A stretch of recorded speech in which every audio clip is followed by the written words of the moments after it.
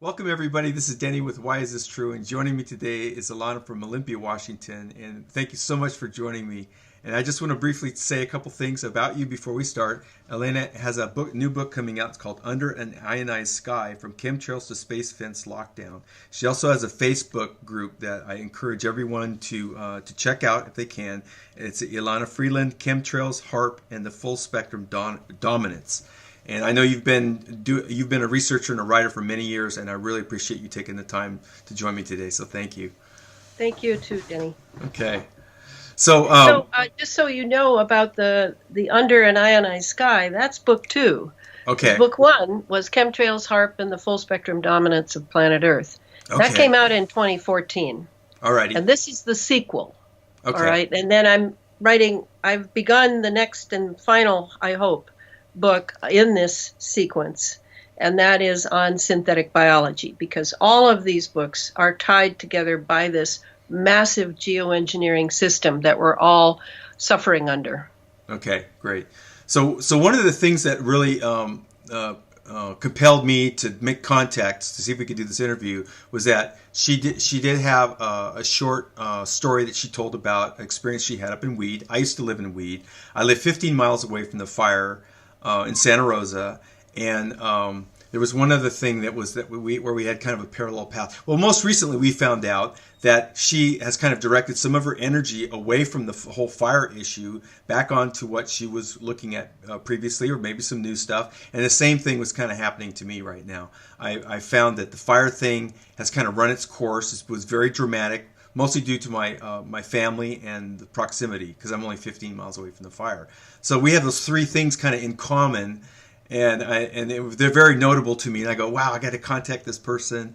And so, So you kind of came away with your appraisal of the fire situation was that this was not a natural event. So No. yeah. No, and because I have the Facebook site that where I choose everybody who's on it, a lot of the comments were really good. There was lots of video stuff that people had taken, and as I was explaining to you before we started the tape rolling, Right. I had initially been watching the hurricanes east, which I was trying to figure out, because I address that in both of my books, in the Space Fence book and in the previous Chemtrails book. I explain in detail how the technology around what we now call HAARP technology, from the HAARP ionospheric heater up in Gakona, Alaska, the High Frequency Active Auroral Research Project. I explain how hurricanes are built, and that there have been 20 years of geoengineering experimentation going on that we have been subject to, and we've all been called tinfoil hat conspiracy theorists. I entered this movement in 2012, so a lot had happened before that. I was very close friends in Santa Fe, New Mexico, where I lived, with Clifford Carnicom, the independent scientist who initially was collecting data from the chemical trails seen in the once absolutely purely blue skies of northern New Mexico. And Clifford and I would go over what he was finding, because I have a biology background, and I was totally interested. And he was finding fibers. He was collecting them in his HEPA filter, and he was discovering that there were biologicals in what was coming down. Even erythrocytes, even red blood cells and tissue were coming down. I mean, this was uncanny to me in those years in Santa Fe. And so slowly I came to where I was going to write this book on the chemtrails in order to sort of build the whole picture in my mind, so I could understand what had happened, what had transpired, and what we knew and what we didn't know. So that was that book. And then when I got deep into that, and the incident you mentioned in Weed, California, when a very bizarre, spontaneous fire came the very day I arrived in order to give a couple of talks in northern New Mexico, northern California. That was part of of what I was doing then, because I had written an article on directed energy weapons for Nexus magazine before that. And now this fire that started in weed, it certainly looked bizarre, and everybody around me was saying how bizarre it was. And as they're moving into motels and hotels, and there's chaos downtown, you know how tiny weed is. Yeah. So I then learned from Billy Hayes, the HAARP man, who has been an amazing advisor for me through the last book, not the first book, but the second book. Mm-hmm. Billy said he said that it had been a transformer that had ignited that fire, and so when this whole fire spate happened, I was watching those hurricanes, figuring out, oh, this is what they're experimenting with now. They're going to park those hurricanes offshore and keep them there. I mean, that one off the Houston Gulf Coast, that was there for 2 days. They just parked it, and it just whirled away.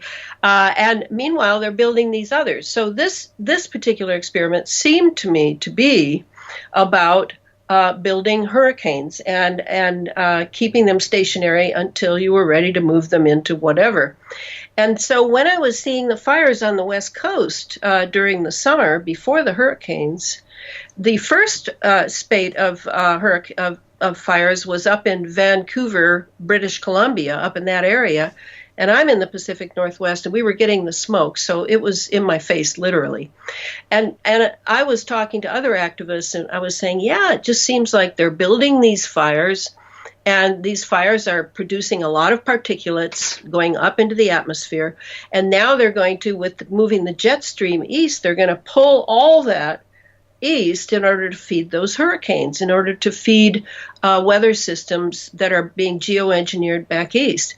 So that's how I was looking at fires until the Las Vegas situation happened, which I see all three events as being connected, and they're all sort of false flag-ish. And in the Las Vegas one, when I saw how big that was, with multiple shooters and a turkey shoot at night on a concert and lots of people involved and all that, I thought, wow, this is huge, which to me meant they had created this as a distractive agent. And I was asking myself, if it's so huge, then what was the huge thing going on that we were being distracted from? And that's when I diverted I went to look at the Santa Rosa fire.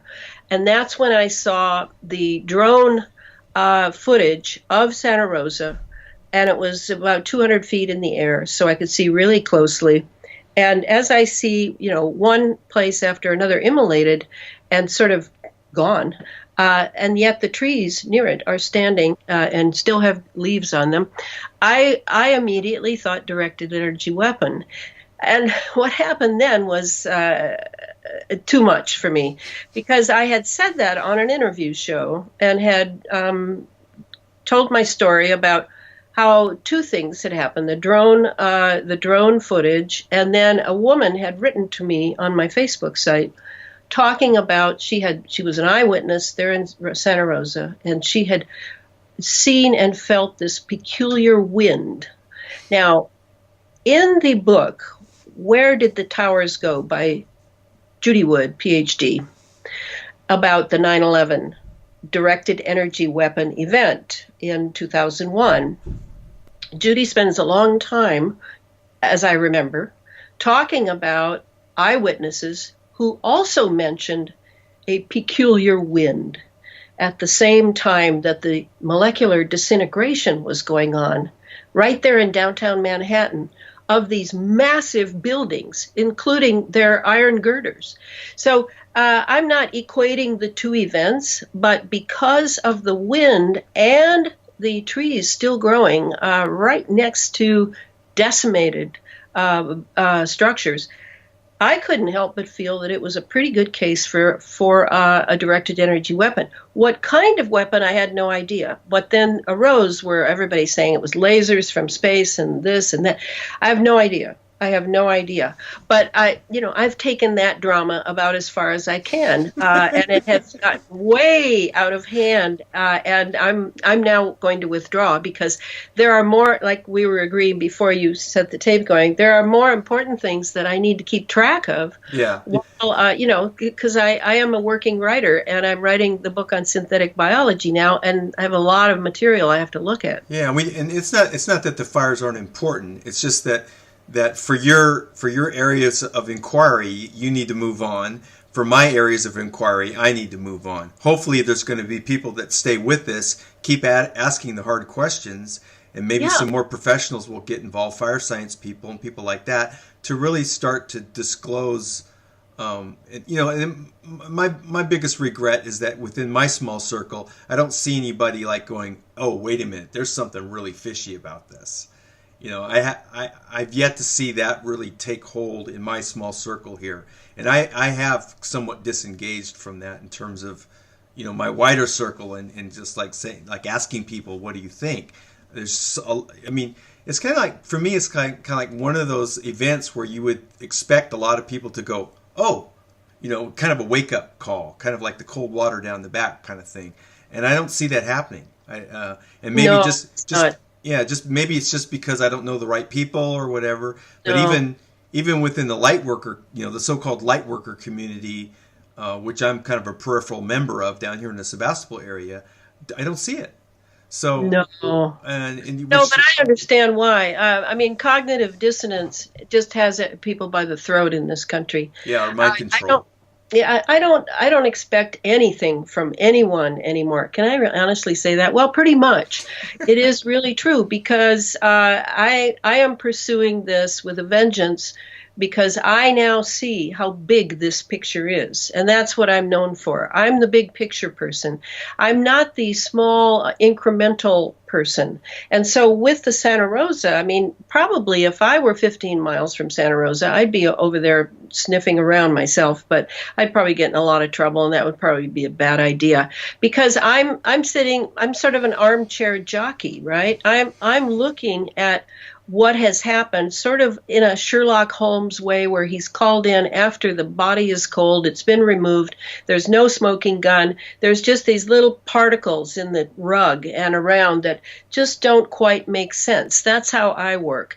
And I have a very good head for that. And I have a very good grad school prep for research. So that's what I do. And I've realized I've gone as far as I can in this. And you're right, over the next months, I expect that this little piece and that little piece will sort of flow through, and we will get more of a whole picture of what occurred there. But I just wanted to make it clear that I was looking at that event as being connected to the other two events, moving from east to west, all in the in the southern part of the United States. And I see them entirely as connected. We're all messed with, we're all played with by the powers that be, because they have a lot of PhDs who put together in the 60s and 70s and 80s how our heads work and how you can control a population through propaganda and through basically bread and circuses, and without at all taking away from the suffering and agony of people in Santa Rosa, in Las Vegas, in Houston, in where was the other one? In Florida somewhere. The other hurricane. Oh, yeah. I See, already my memory is going. know. And then the people in British Columbia. Well, yes. Yeah. There is suffering, but these are circuses to the elites, the global elites, that are slowly eroding us and bringing us down. And in my opinion, really, Denny, we are heading toward a transhumanist future. And so what they are doing is they're not only terraforming the Earth by using geoengineering, weather warfare, but they are also decimating us slowly in the slow-boiling frog fashion, so that we can be conditioned and programmed remotely by the nanobots inside our bodies. And that's the direction I'm going to take in the synthetic biology book, as I tie it to all these huge weather systems. And of course, there's much more than weather at stake in regarding the space fence. And the space fence is it's a huge artifice, AI run, that will basically, I call it planetary lockdown, and it is. It's a lockdown, not just in the sense of our phones and surveillance of our lives, but also right down to our cells and our DNA. I mean, this is huge, and that's how I ended up in this. It's so big. I have to keep going until I've put in my best shot for others to take up after me and go further than I. That's my hope. Right. Do you ever get a sense of timing? Like, is there a window of opportunity around a lot of this for changing direction, or is it too early to say in that, to talk that way about what's going on? Or well, I'm a 100th monkey believer, and the butterfly effect believer, that if I work hard enough, and I'm sure there are other people like me, many thousands of people, probably not hundreds of thousands, or certainly not millions of people like me, but people who put their life on the line in order to raise public knowledge about something important. And if there are enough of us doing that, I'm sure that consciousness raises in some people. Now, I also believe that it's always, in every I'm a historian by trade, in every historical period I've ever studied, it's always been a cutting edge of people that guide it in a certain direction. So while we have the elites with all their money and power and brains and hired PhDs, while we have them as a cutting edge as well, then we have this other cutting edge of just regular people, democratically minded people, who are doing this out of a love for the planet, a love for humanity's future, a love for the generations coming behind us, and a responsibility to those generations. We too are a cutting edge. And so I'm just doing my duty. This is my duty and my job. I think Goethe, the great philosopher Goethe, once said that duty is doing what you must do and loving it. And that's exactly what I'm doing.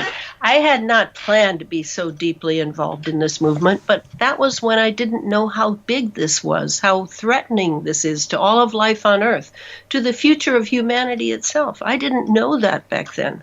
So when I was 18, I was set to be a great writer. That's all I wanted to be, was a great writer. And I knew I had what it took. I'd been writing since I was 8 and being accused of every teacher I had of plagiarism. So I knew I could write, and I wanted to be an artist writer. So when I was 18, I put my money down and I went to France, to Paris, to see where Lawrence Durrell and Anais Nin and Henry Miller had lived, and how they had caroused on the left bank. I was on a pilgrimage, just with my little heart yearning to be a great writer, like I thought they were at that time. So I've come a long way since then, where now I have yoked my writing skill to data, in order to prove beyond the shadow of a doubt that this technology exists.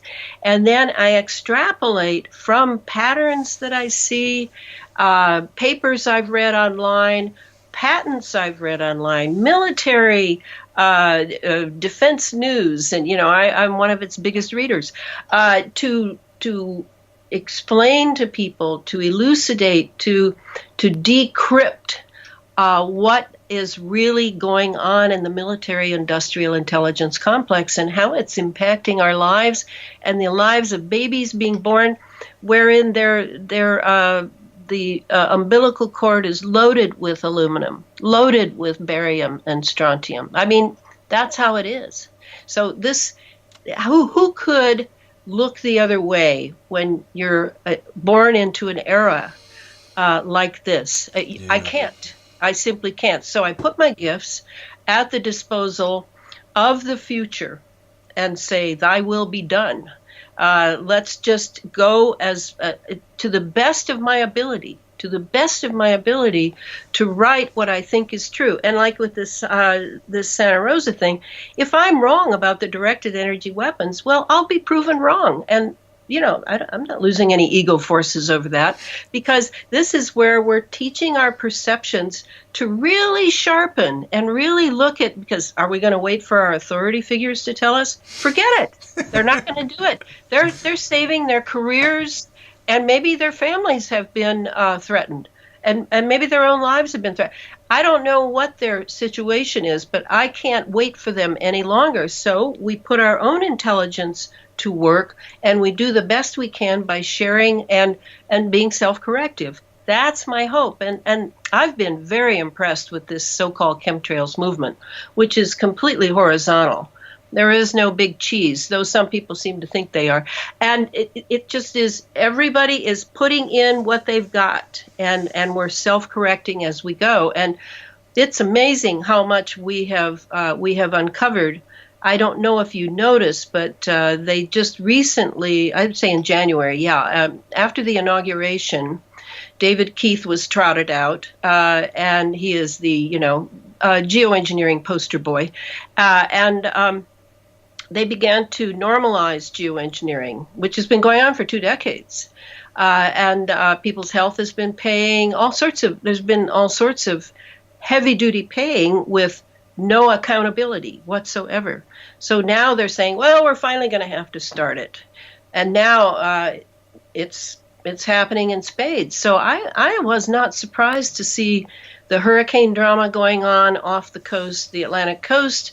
I am not surprised to see this strange Santa Rosa anomaly-filled fire, because they are moving forward with the geoengineering that will ultimately be a space fence lockdown. Absolutely. Right. So have you also looked into the Agenda 21 angle on this? Oh, yeah. I mean, it's just, what is it called? Sustainable Development, whatever. UN program. Right. This plays right into it. And the way I contextualize it, which is everything in this, when you're dealing with national security issues, to give people the context in which to interpret what is going on. I mean, you look at the hurricanes are over here, and the false flags are here, and the fires are here, and the GMOs are here, and the vaccinations are here. What if they're all part of the same cloth? What if they're all being planned by PhDs who have got the tiger by the tail? That's how I look at it. Is we are heading toward a future which has, well, many primaries, but let's go for 2. Space. We've entered a space age, and it isn't the one that Kennedy promised us. This is a very different space age. This is a very aggressive space age. And the other thing is we are headed toward a transhumanist age in which human beings will be remotely controlled through the nanobots that they have breathed in, drunk, and eaten. And those nanobots have the capability to go beyond the blood-brain barrier. They're in our brain, they're in our tissues, they're in our bones. And all of these, because they have microprocessors built into them, will be remotely contacted by, I don't think, very kind people. It'll be what I call the laptop boys, the guys with monitors in Colorado Springs. So this transhumanism that we're heading toward is not just an elite program. It is elite in the sense that they're going to get the best of it. They're going to have stem cells that are growing a new liver, and they're going to have their clones that look just like them but are 30 years younger, and and they're going to download their brain and their life experiences and whatever. But for the common person, which I am very proud to be one of, they are going to simply turn us into a slave class. Right. And we will be happy with whatever they're giving us, because we're being remotely controlled, and they can just pulse in the frequency for happy, simple happy, and we will be very happy and think that we're free, think that this is a fantastic life. So that's what I don't want, because I am a firm believer that we have the divine right to have free will and to work on our free will every time we come back to the earth as an individual and become somebody else. And we change our class, we change our gender, we change our nationality, we change our race, we change everything, so that we're having multiple experiences, multiple level experiences of being human. And we can learn to love being human and to learn to love doing the good for humanity and not getting caught in the snares of spider-webby evils, such as geoengineering, Satanism, pedophilia, all the usual assortment of things which have to do with power over the vulnerable. So I want people to have the right and the freedom. I don't want the state running their free will. I want people to have the right to even blow an entire lifetime by shooting up heroin, or ending up in some terrible situation that they can't extricate themselves. I want them to have the right to do that, because that's what we're all here to learn, all these things, so we understand finally what being human really is. And it is not a low caste in the divine realm.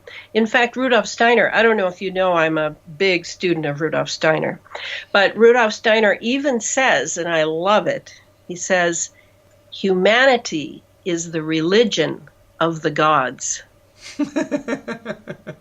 and I'm banking on that.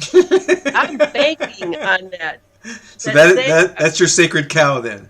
That the divine world has a lot of patience with our stupidity and our follies and our egotism, and even those that I can't stand who are doing these things to us and looking at us merely as numbers, as collateral damage necessary for their great dream. Even they will be given other opportunities. Mm-hmm. So that, I think that's really, if somebody wanted to say, what is the key to Elana Freeland, how she conducts her life and how she conducts her writing, that is it. That is it. I have supreme confidence, and believe me, I feel I have a lot of help coming from wherever it comes from. And I'm I think you said it, the divine realm. The divine realm, yeah. Yes. So I'm the granddaughter of a gypsy, a Roma gypsy, and my real name is Ilyana, but nobody says it right, so I go by Elana. And she had an amazing influence on me. She, of course, knew there were spiritual worlds because she was clairvoyant. She was the woman that everybody in the neighborhood. I lived in an Eastern European neighborhood, 5 square blocks in Detroit, Michigan, where all these immigrants had come over to work in the factories, and they loved America. They didn't see the underbelly like I now can see. They loved it. It was the greatest country on earth. So I heard 8-10 languages a day in my neighborhood. Only the kids spoke English. Nobody else spoke English. So we were pretty powerful kids. I learned to read so I could read the government letters to my grandmother while my mother was out working as a Western Union operator. And by standing by my grandmother when all these people would be lined up at our back door, the back stoop, coming in to see, ask the gypsy what their family was doing in the old country. And my grandmother would read the cards and the tea leaves and never take a penny for it and tell them what she saw. I'm not really a mystic because I'm very intellectual, but just scratch down a couple layers and I am a mystic, and I live I live in an amazingly rich world. And I have, I've lost my way too, like everyone does here. And then I have to find my way, and then I lose my way, and then I find my way. Right. Well, now that I'm now 70, I don't get lost. I haven't been lost for years now. It's just all a matter of thy will be done. Do what comes before you that needs to be done with those talents and gifts that I have in quantity, and I'm a happy camper because this is an amazing world, and I plan to come back many times, as other people, of course. And just as I've been here many times, I was 8 when I remembered my first life. Wow. So, all on my own. I don't do clairvoyance and stuff. My Grammy did that, but I'm not a fan of those things. Mm-hmm. I like to learn things myself. Right. And so when I wrote the Sub Rosa America series, which thank you so much for having me so I can now talk about the true love of my writing, which is my Sub Rosa America series, I rarely mention them because I don't want to upstage the very important issue that I'm dedicated to now. But in the Sub Rosa America series, I go through in a fictional format the history of the United States since John F. Kennedy's assassination. When I was 15, I had tea with John Kennedy in the Rose Garden because I was at Girls Nation. I had been chosen by my state, Girls State, to represent them in Washington. I was there in the Rose Garden, and Bill Clinton was there the same summer in Boys Nation. We were all 100 kids, and we were meeting the President of the United States that we were in awe of. And then I went back home, and 3 months later he was dead, and I had to go and talk to civic groups that had paid for my trip, and it was the beginning of my public life actually to talk about my day with Kennedy in front of sobbing, shaking people. I mean, that was the America that we had then. We were so naive about what had been going on in Washington, so naive about what John Kennedy was trying to do against tremendous forces, one of which is the CIA we're still grappling with.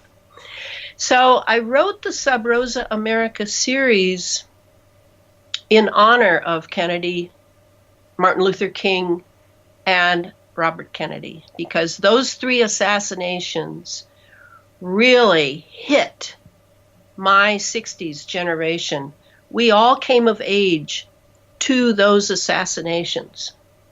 And it was like they were saying to us, don't even think about doing anything here, because you see what can happen if you're even one of the first in the nation.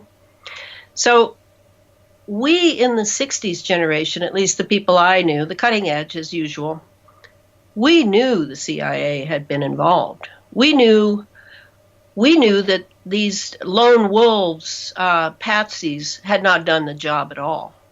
We absolutely knew it. But what do? And we were young and untried, and many of us fell prey to drugs. I didn't. I wanted my own consciousness. I wasn't interested in the drug consciousness. We were political. We didn't know these events were being set up like false flags behind us. We didn't know that. There were so many things we didn't know. So that's kind of how I staged the Sub Rosa America series, is these friends. The books start out in 2019 when everything's collapsing. And one of the people now old, one of the friends now old, is hiking into the Rockies where they all said they would meet. If ever it all came down, they would meet there. So she's looking back on the past when they first met. And that's what the book is about. It's about a trip they took in 1970 from Santa Barbara, California to Dallas, Texas, to see where Kennedy was shot. And all sorts of things happen in between because they're on the American road, the mother road, Route 66. And dreamers are coming to them, and dead people, and all manner of time is warped into a strange science fiction desert of self-development, of self-awareness, of realizing what their future held for them, because the future is coming back to tell them. And while I was writing the books, Denny, I mean, this is 10 years of my life in writing those books. Meanwhile, I was a single parent and, doing lots of things, of course, but I never gave up. I did 10 years of research. I read over 200 books. I read thousands of articles. I took thousands of pages of notes to understand what had happened to this country. And it's out of that I began to write, and I could not write fast enough. I would fill pages it was almost like automatic writing, though thank God it wasn't. It was so fast and so intense, and I had no idea how the story ended until I was there, and then it was absolutely, of course, this is how I'm going to have to end the story. I mean, it was such an amazing experience to be caught up by what I'm sure a great artist, the Spanish, I can't remember his name right now, what he called being caught up by the daimon, the D-A-I-M-O-N, the thing that grips you with claws of steel, that you will finish this piece of work. And that was exactly how it was for me.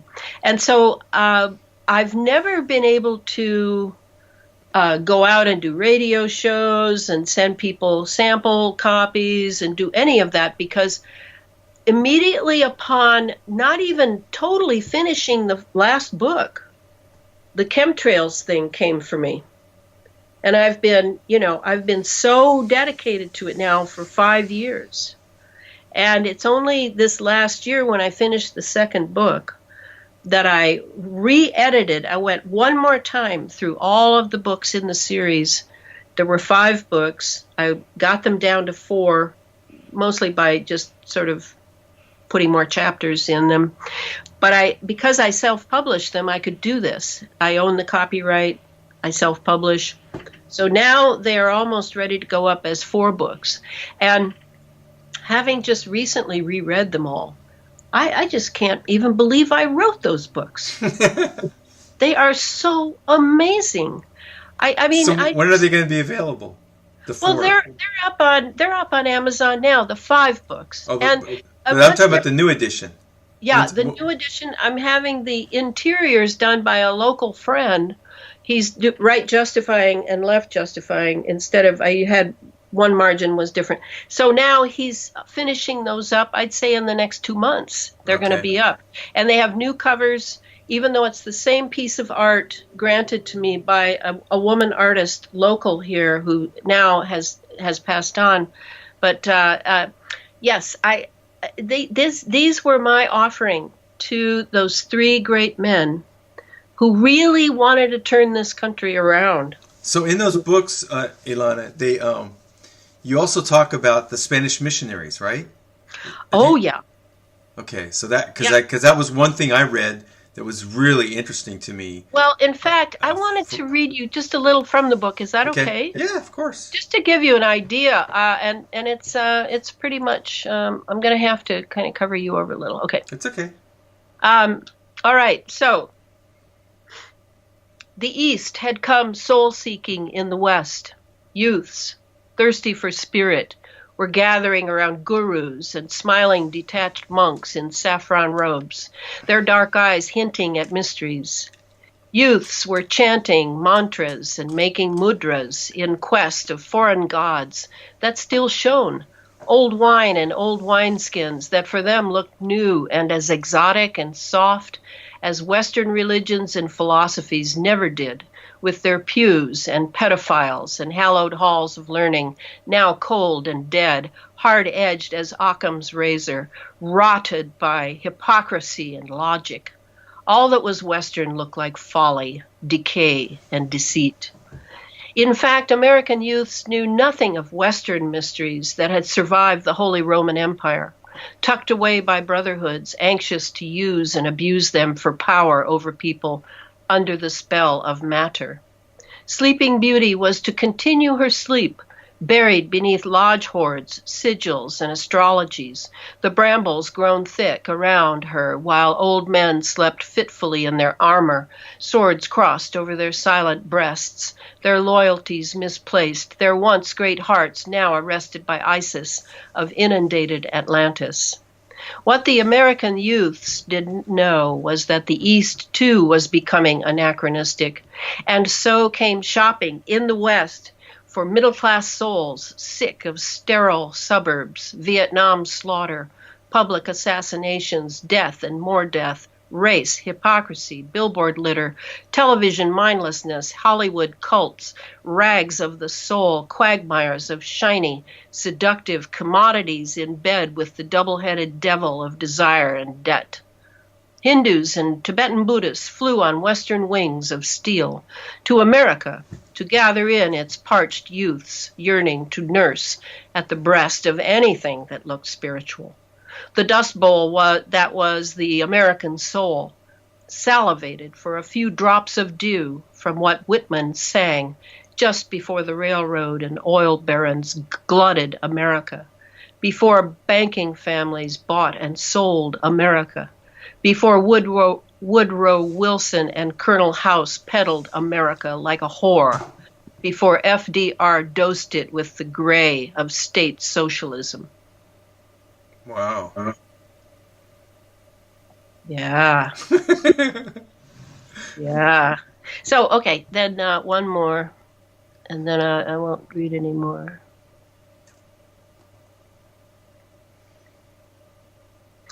I mean, that's what I do, is I go through, the plot is pretty simple, but also has to do a lot of MK Ultra in this book because one of my characters is MK Ultra. All the movements that I did research on are in this book, and I've sent little snippets to people who are trying to understand what happened to their families. I mean, people are still dealing with it, still grappling with this stuff. And that's why I wrote the books. According to the 3rd century BCE Egyptian historian Manetho, the reign of the sages of Atlantis was 13,900 years ago. Ever since, Egyptian souls, ever loyal to their illustrious founders, had been flying westward on the wings of their Ka, seeking the portals of Atlantis today known as the Hudson River, the Lawrence, the Potomac, the Mississippi, the Coatzacoalcos. For them, these were the Elysian fields, the sacred Western Isles, where mighty corn grew, where the dead fed earth forces. The Egyptian priests who wrapped the dead in linen knew they had no more need of physical bodies, but were still in need of soul bodies. Thus, mummified skeletons of Egypt retain their form, while those found in the Indian mounds from the Great Lakes to the Gulf crumble to dust once exposed to the air. On the wings of their Ka, the dead entered the old outposts of the great colonial empire that once ruled the earth before sinking beneath the waves, long before Egyptian greatness. Some chose to enter the great birth canal of the Potomac, where Freemasons founded their capital city of the New Atlantis, the District of Columbia, to establish themselves as gatekeepers of the eastern entry to the New Atlantis. Other newly dead sped into the great G of the Caribbean Sea and up the Mississippi River, the great southern birth canal that mound builders and Phoenician copper merchants followed into the interior of the Atlantean outpost. Up the Mississippi to the Missouri and Yellowstone rivers, east into Ohio, west to Oregon, souls flying upriver to mounds of the dead in the Dakotas, Minnesota, Iowa, Illinois, and Indiana, where the Mississippi and Ohio merge, flying to Cahokia between Alton and East St. Louis, a mound as large as Cheops, rising 97 feet with square sides 700 and 500 feet, its summit flattened into a platform. In Ohio alone, there are 10,000 tumuli. The mounds are not cones but pyramids with sides pointing to the cardinal points. In Hopetown, a walled square and circle, each with an area of exactly 20 acres. Fort Ancient on the Little Miami, between 4 and 5 miles in circumference with an embankment 20 feet high, could have held a garrison of 60,000 men and their families. From southern New York through central Ohio to the Wabash River, the mound builders built chains of double-walled fortifications. The combined pyramid cross earth structure in Newark, Ohio, made with sun-dried bricks and rushes, is 2 miles square. In Ohio, sculptures of manatees and toucans, seashells from the Gulf, obsidian from Mexico, pearls from the Atlantic. Did the mound builders then migrate south to Mexico? Were they the Nahuas who called the Mississippi River Valley Huehuetlapan, the old red land? Wow. This is the history of America. I really feel that. I feel like it should go right next to Howard Zinn's history of the United States of America. I feel that it would belong right next to Howard. That's cool. Yeah, I got to read something you wrote about the Spanish missions and that whole, it's like a snake going up the West Coast and how it went through its transformations. And then also for me recently, there's a restaurant that was taken over in 2015 by a Russian woman, and it's called Russia House 1. And the Russians had a settlement there, Fort Ross, for a few years. And so it's a very unusual place, yeah. But it's right where the Russian River dumps out into the Pacific, called Jenner, a little town called Jenner there, and where the bridge is where this restaurant is. It's called Russia House 1. Is that above Sacramento? It's west. West. Yeah, okay. West, right on the coast, above Bodega Bay, south of Fort Ross, where the Russian River empties into the Pacific Ocean. Okay. So it's called Jenner. And then the restaurant's just inland, just a tiny bit where Highway 1 crosses the river. And so Russia House there. So they have you can go in there, and it's very unusual. There's no menu or anything. You just have it's like a buffet. You pay whatever you can afford. Sit down and have coffee. I go up there and have like spiritual experiences every time I go up there. I've only been there twice. I have to take it in small doses because whenever I go there, something profound happens. And that is how history is. You see, That's why I bring it up. With Americans not knowing the history of this. This is old Atlantis. This is it.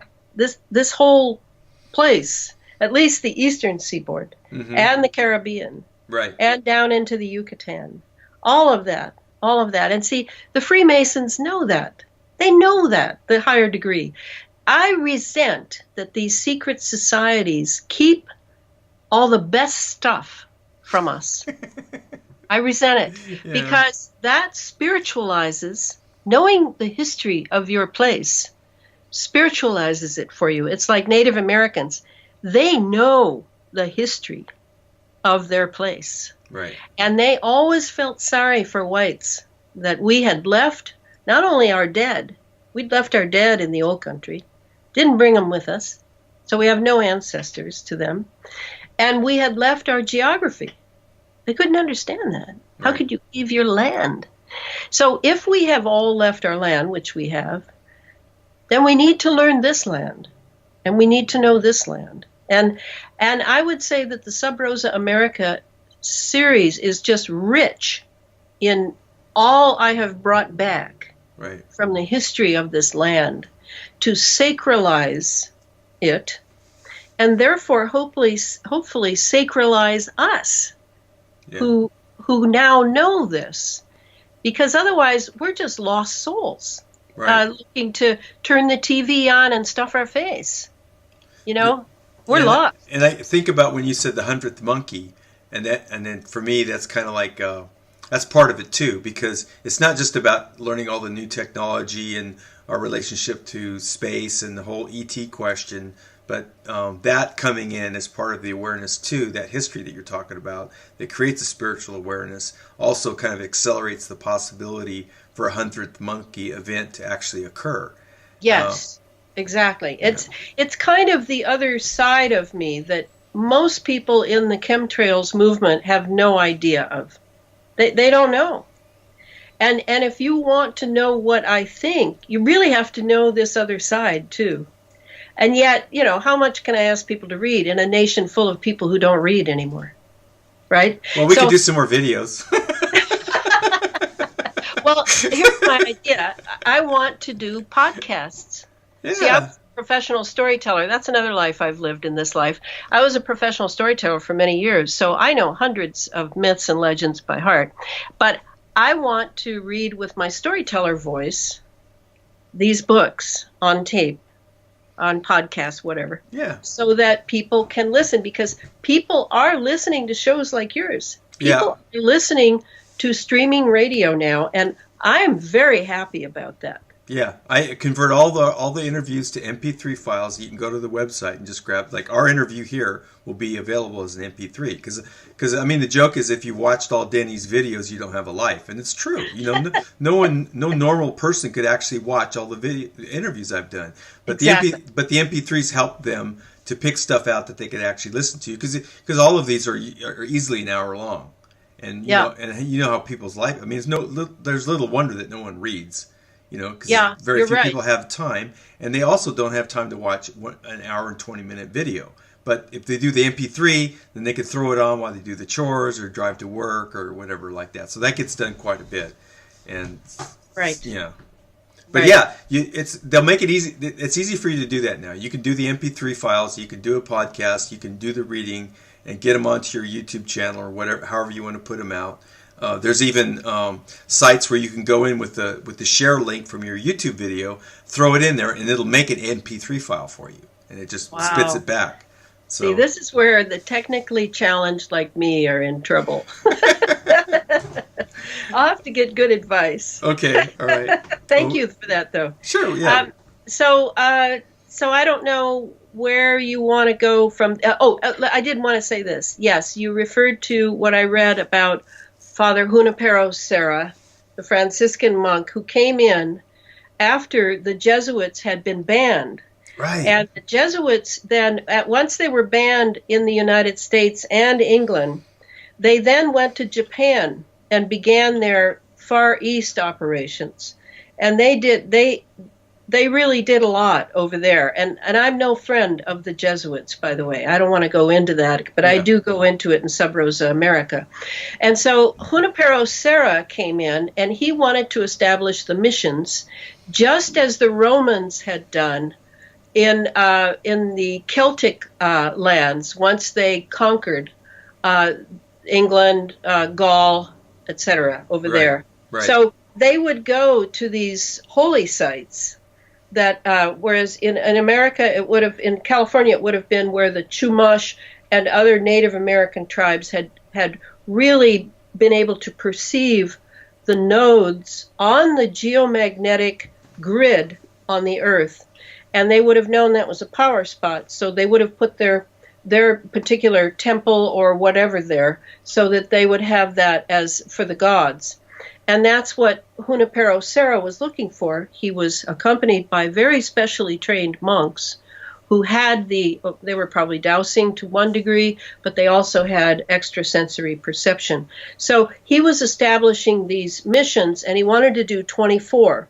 And that 24 would be on a rosary. And that rosary was between Santa Rosa and Santa Cruz. And that's what I said on that show that was a little scary because I said that why had they chosen Santa Rosa? And I said, well, if I were looking at it through the lens of my Sub Rosa America, I would have to assume that they were striking the point at which the rosary, the Christian rosary of missions, was begun. And I said, then that means that there would possibly be fires in Santa Cruz at the other end, because Santa Rosa means rose, cruz, cross, Rosy Cross, Rosicrucian. That would have been the Christian assault, and I did name the Satanists of the Pizzagate and the what's it called, that banquet, that cooking, spirit cooking. Oh yeah, right. I named and the pedophiles. I named the Satanists as possibly being behind this, if indeed it seemed that they had left their sigils on events, which they normally do. They did certainly in Las Vegas. They left sigils all over the place in the news accounts. Between those two, the Rosy Cross. So that was, then it was spooky, because right after that, the fires in Santa Cruz started, and I then made a decision that I was not going to I was not going to become a prophet anymore, because the bad guys could get an idea from me as well. So I don't really want that role. But anyway, that's how I read that piece from the history of California. I mean, I have a lot on California. There's so much, and why it's still used as a lab, an experimental lab for all sorts of things, much as New York is used. These two on each coast, it seems to be used a lot. Yeah, that's good, because it was a question that was coming up in the work that I was doing, and I have a series that I do with the channeler Carl Mollison, and that question was really was a front burner question, was why Santa Rosa? Why Santa Rosa? And I was referring people to your work because I thought you addressed the question very well, and well, it depends what level you want to go in at, doesn't it? Because someone else brought up, that's marijuana, medical marijuana growing country, and they decimated some of those growers, and that's also wine country, so they decimated some of those. So you can come in at several levels, and you can also look at the maps. And there was one guy who did a very interesting video, the Plain Truth, I think it was. And he showed how the perimeter of the evacuation area matched the Agenda 21 zoning areas. So if you overlaid those two maps, there was almost an exact match between the two. The Santa Rosa City Council. Yes. Yeah. So how can so there's levels, like you say. There's many levels you could look at this. There's also the proximity to Bohemian Grove. That was part not touched. Not touched. So there's a very that was farther away than I was from the fire. Okay, but then you also have that part of Santa Rosa as being like one of the higher concentrated residential areas in proximity to the Santa Rosa airport, which is very much tied to the whole Bohemian Grove thing. Yes. So, and also some of the more wealthy areas. This is another interesting thing, is that one of the more wealthy areas of Santa Rosa is also in that area, Fountain Grove, that burned. Was it burned also? Oh yeah. How interesting. So there's still more things to discover about this. Yes. How it all ties in. You're in the best seat for but I'm track of that. I'm like you. You're responsible. You're gonna have to keep me posted. No, because that's where we have similarities, in that if I could go up there and I could do this stuff, and I'd very likely have a short career. Yes, that's right. So, I understand. And I don't know that's exactly true. It's just something that I need to be aware of, and I've already kind of committed myself to the SSP work that I'm doing right now, which is it's flourishing, it's blossoming, it's going. What is SSP? Well, it's called the Secret Space Program. Yes. Well, I'm a friend of Catherine Austin Fitz, so I'm familiar with that. Yeah. So what's happening is we've got some of these lesser known people with experiences that are going public. And, I see. And they're working with people that I'm working with, and they're starting to create these communities amongst themselves, and we're getting a lot of information that's coming out that's not coming through in some of the more public arenas for this, such as Gaia TV or whatever.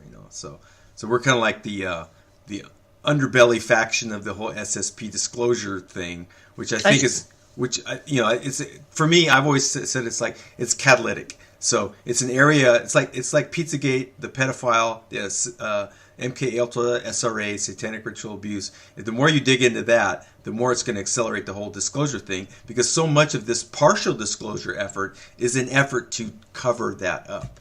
I see. Because that is an Achilles heel area for them. I see. So I know you know a lot about that from the angle that you have approached through your Sub Rosa books and your chemtrail work and your that you're doing now. Is like you say, there's thousands of us out there. We're all working our own little angles. Well, the elephant is very big in the living room. Right. Right? Yes. Right? Yeah, it's huge. I probably won't get through much more than maybe the left front toe. Yes. And in fact, it doesn't even fit in the living room anymore. Well, unless you think of what is that German Liebesraum, that the Earth is the living room. Yeah. Living room. Yeah.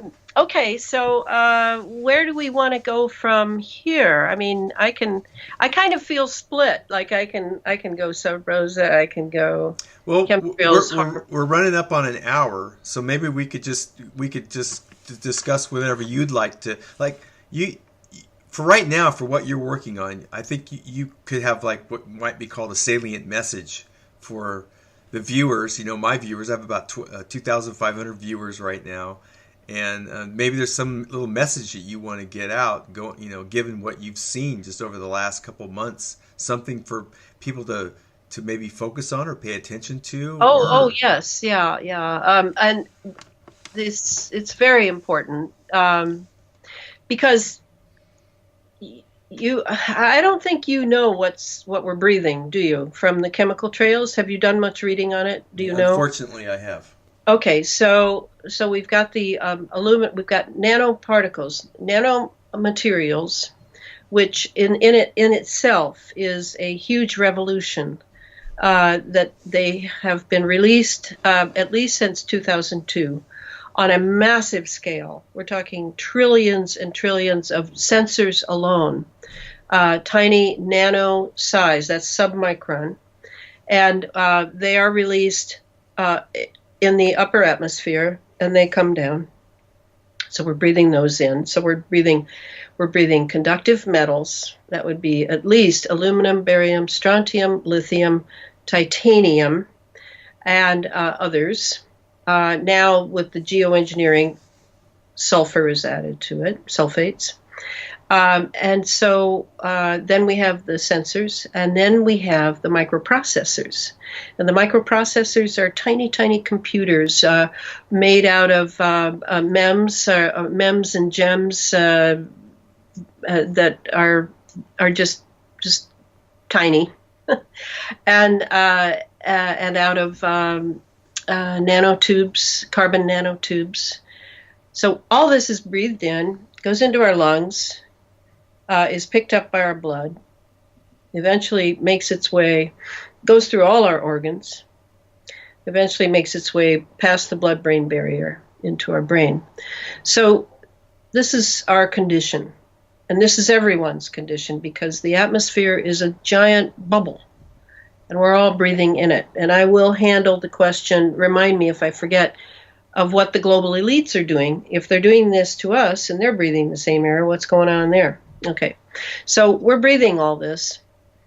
We're having a variety of symptoms because not all of us have a perfectly functioning immune system. And the problem with a lot of this technology, including the Morgellons that Clifford Carnicom has pretty much nailed, and certainly has at last isolated the DNA, these things are genetically engineered. They are not part of our Earth kit, as a friend of mine used to call the body.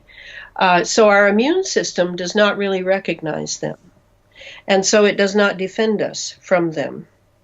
And this is a challenge. So now we can look at just the pollutants in the environment. We'll put that aside for a moment. Now we look at the pollutants. We're certainly having a lot of pollutants, whether you believe that the chemical trails are coming simply from the combustion chamber of the jets, the commercial and military jets flying overhead, or you believe that there's a supplementary system that is unleashing particular chemical signatures on us doesn't matter, because what's coming out of the jet engine, the JP8 fuel, we are breathing that stuff. And it is those fuel formulae are classified. They are run by the military, and that's for commercial jets as well. This is what Operation why am I blocking that name? This is what is behind the operation that I write about, is this fact that the military really commandeers the commercial jetliners because they have signed on the dotted line for national security purposes. So that pollution, plus the pollutants in our environment, plus the GMO foods that are not natural, that are, again, our immune system will not recognize because they are not natural, despite the fact that they may have some natural ingredients in them. The signature of the GMO foods is simply not recognized by the body, and so the nutrients that you think you're getting from GMO foods, you probably are not getting. And I think now the number of nations, maybe you know, is about 64, 65 nations will not allow any GMO foods into their borders. So that kind of gives us a clue as to how stupid Americans are being about the GMOs. And if I hear one more person say to me, but organics are expensive, I don't know what I'll do. But I know that the loss of one's health is the most expensive thing that you can possibly have happen in your life. So between the pollutants that we're already subject to, plus what's coming down from the chemical trails, either purposefully or simply as flotsam and jetsam from the jets, we now have to really build a strong immune system. And the way I look at it is the immune system from inside the body, from the physical body. We need to make lifestyle decisions regarding our drug intake, and that would include any drugs, either across-the-counter drugs or illicit drugs or semi-illicit drugs, whatever. Meat, eating animals, because the animals are taking in the same stuff we're breathing in, so by eating the animal and the animal's products, we are doubling up what we're taking in of what is falling from the sky. So sugar, I can't believe people are still eating a lot of sugar. Don't eat a lot of sugar. Don't eat any if you can help it. And then any other things that would increase one's immune system, so that whatever your immune system can handle, it will be handling while you are subject to these. I think what they have in mind is that through the generations, we're somehow going to, we're one of the most flexible creatures on the planet. We're somehow going to evolve where we can handle these agents. And they're willing to have collateral damage of an entire aging generation or two in order to have that happen with the younger. So a lot of people think that, at least I encounter them, that think that they're trying to kill us. I don't particularly think that. I think that they're not concerned about the collateral damage. In other words, some deaths, even a lot of deaths. But if they wouldn't have to try to kill us very hard, because this technology could decimate just the making it lethal technology itself. Yeah, making it lethal is easy. I mean, in fact, in fact, making it not lethal might be a little bit more difficult.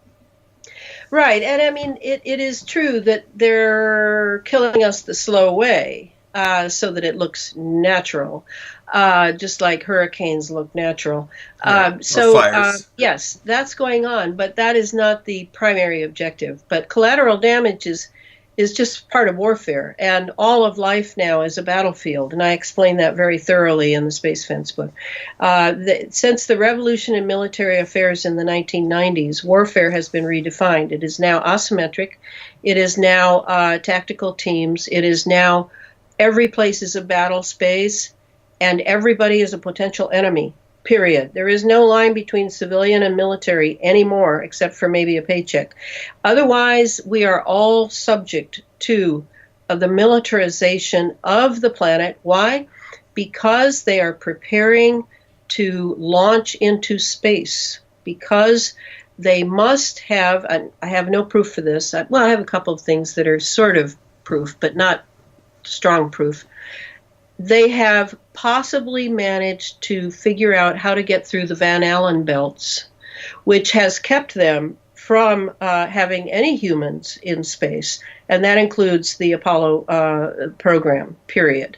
The Van Allen belts radiation is so strong that every astronaut would have to wear a heavy lead suit.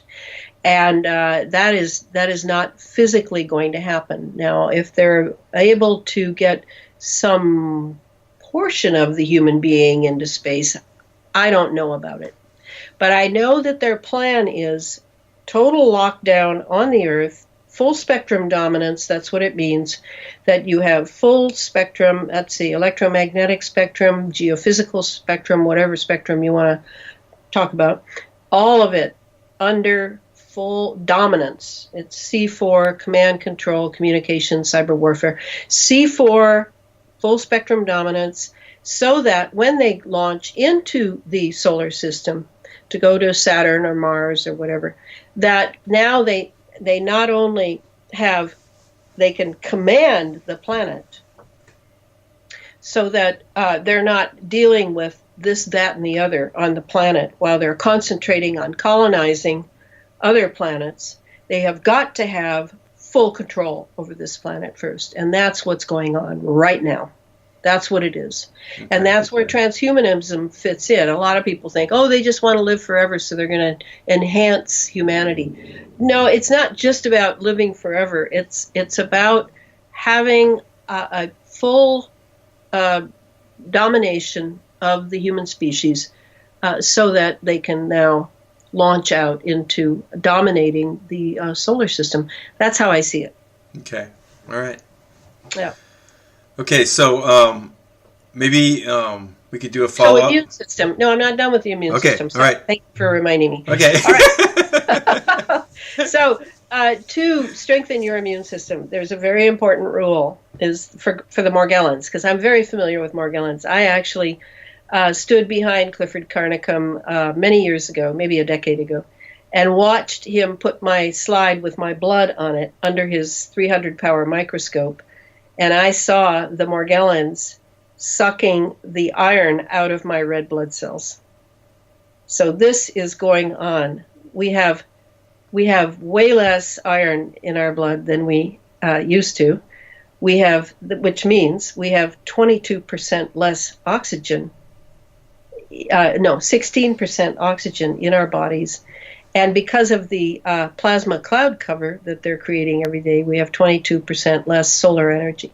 So important. The Morgellons loves acidity. So make sure that whatever you're eating and however you're pursuing your lifestyle dreams, that your body is, on the litmus paper, is showing alkaline. You must keep your blood alkaline. Otherwise, they will proliferate. And some people, I'm sure that most people have seen some pretty scary photos on the internet of people with full-blown Morgellons, where they have these lesions, and the lesions do not get better. And there are little wiry things coming out that if you go near a toaster oven that is on, the little wiry guys who are the Morgellons guys will go nuts because they love wireless. They love electromagnetics, and they love acidity. These are the two most important things. And now we're hearing all about people with many um, autoimmune conditions, and people who are electrosensitive to Wi-Fi. And if you understand how these little entities in us now, and we've had parasites and things for many, many thousands of years probably, who are, some of them are friendly to us, some of them are just along for the ride and taking what they can get from us, but we have a lot of them in our bodies. Now we have this genetically engineered one in our bodies, and there may be more than the Morgellons itself, per se. They may have dumped a bunch of other ones on us. So let's just take them into account. Instead of gnashing our teeth and getting all angry about it, which produces acidity, by the way, let's just change our lifestyle. So to eat, I pretty much have figured it out, because I've been macrobiotic for 45 years, 65, 70, a little more than 45 years. And I'm not religious about it. I mean, I eat a lot of brown rice, vegetables, seaweed, miso, beans, and I chew well. So I eat a lot of cooked food. I don't eat a lot of raw, because raw is harder to digest. There are things I do, and I change my diet seasonally. So in the summer, I have more fun. In the fall, I start getting serious, so that I'm not cold, so that I'm not getting colds and that sort of thing. So there is an intelligent way to eat, and everybody can choose. In America, we live in a place where you have a lot of choices, and please choose wisely for your immune system. However your immune system thrives, that's what you want to do. A lot of people are having sleep problems. Sleep problems indicate wireless problems and diet problems. So take a good look at those things so that you can stand tall during this period of what we're being assaulted by. Because I don't have any quick fix for getting rid of it, the program's getting rid of them, or some magic pill that I can sell that will make everything nice for you. We are each sort of on our own journey now. And we must really study what works for our physical bodies and what doesn't. And we must assert our will, discipline ourselves. The word disciple is in discipline, and make sure that we are really serving the temple of the living spirit, which is the temple is the body, and I live in here. So I want to take care of it. I don't want to be a broken down old lady, right? And I happen to live in an age that is just using me as a petri dish and a lab rat and a guinea pig. That's the way it is now. So I accept the terms and now need to make real efforts on my own. And this may be the blessing hiding in the curse, right? Right. Because the more you can go beyond your petty desires, your childish desires for pleasure, and really buckle down and do what is best for you in the long run, this is a good thing. This is a good thing. America is too pampered and too entitled. We've gone way out, and now we're going to have to come in toward the middle more. And so I say that with all good intentions. I'm not judging people. It's kind of the way it is in a commodity-rich nation like we have. This is how they've gotten control, and how they've done everything in order to take control. Is we've been sideswiped and sent over here to have more video games and more sex and more drugs and more everything. And meanwhile, we've gotten weak in our will and our immune system. And so the other immune system is consciousness. And consciousness is a spiritual immune system. And what I mean by consciousness, I find that people don't know what I mean. For me, what consciousness means is I'm alert, I'm sharp, I'm paying attention to my environment, I'm paying attention to what's speaking to me from my environment. I'm studying the things that seem to be tremendous issues of my day in order to better understand where I am and when I'm living. because that's, of course, the first order of the day of incarnation is you learn where you are and when you're living, and to find out what the dominating themes are, and then to see what role you will play in those themes. And meanwhile, you have an inner life. You're not all freaked out when you're going to have to spend an evening by yourself without your computer or without your iPhone or without somebody or your dog or whatever. You are in yourself, and this is enough. That's how I see consciousness. And then from there, you can take it much further. There's meditation, there's prayer, there's relationship with divine beings and all that. But I'm asking for the very minimal consciousness of just really being alert and intact and paying attention to where you live and when you live and what the dominating themes are and what your role in those is. And that will be a pretty good start to getting that spiritual immune system in place, because you're going to need it. We're all going to need it. Right. And that will set the example for the younger generations. We don't have to lecture them. We have to set the example for them. Right. And my grandson is a good example of that. One day he looked at me and he said, "Grandma, you realize that if you weren't my grandmother, I'd be a completely different person." Oh, wow. And I thought, I think he's right.